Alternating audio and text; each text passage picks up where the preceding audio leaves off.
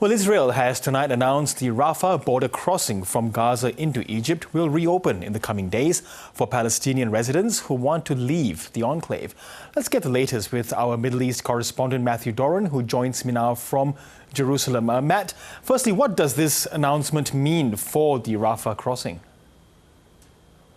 Girish, good evening. The Rafah crossing has been closed for much of the war. There have been some brief periods where small amounts of aid have been able to come from the Egyptian side into Gaza itself, but for the most part it has been closed and has also been under Israeli control. Not only that crossing, but the area beyond it for many months now. This was part of the ceasefire deal between Israel and Hamas, that border crossings would start to reopen, but that had not happened with regards to Rafah until this point. However, and it is a very significant caveat here, this is only going to be one-way traffic. It is only going to be for Palestinians wanting to leave Gaza and enter Egypt, and that will be reliant on them passing Israeli security checks there. There is an EU mission which has been underway for a number of years now, again on and off, which will be overseeing or supervising the operations at Rafah, but it is still only opening in very limited circumstances, and we don't have a firm date on exactly when that opening will occur. So what have been the criticisms around the Rafah crossing remaining closed?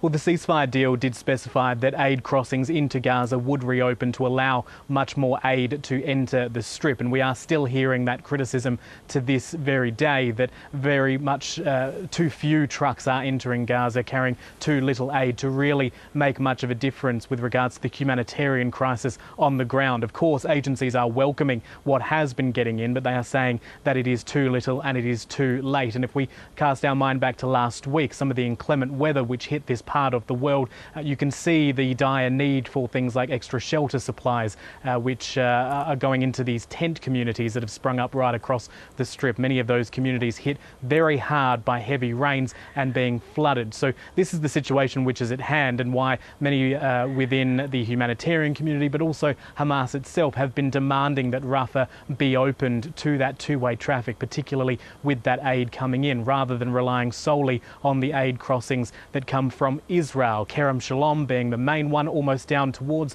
the Egyptian border, and in recent weeks the Zikim crossing in the north has also reopened. But again, this is aside from what was agreed in that ceasefire deal.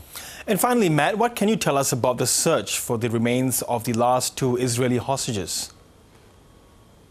Well, this has been one of the key sticking points and one of the reasons Israel had refused to open Rafah, saying that there had been too little or too many delays with regards to returning the bodies of those dead hostages. There was heavy machinery allowed through Rafah into Gaza to help with that mission, and so far 26 of the 28 bodies have been returned. We know that further human remains were handed to Israeli authorities yesterday local time, and in the last couple of hours we have heard from the Israeli Prime Minister Benjamin Netanyahu's office that after testing, those remains do not belong to either of the last two hostages there. So Israel insisting that this needs to happen as part of the ceasefire deal, and again that's how it ties into this Rafah border crossing issue. But more broadly, we do need to of course emphasise that while there is a ceasefire in place technically in Gaza, Israeli strikes have not stopped. More than 350 Palestinians have been reported as killed since the ceasefire came into force around 7 weeks ago. More than 900 have been injured during that process, with Palestinian health authorities saying the vast majority of them are women and children, although Israel insists that it is targeting Hamas fighters when it is, as it says, enforcing this truce. Girish. Okay, Middle East correspondent Matthew Doran, many thanks for that update.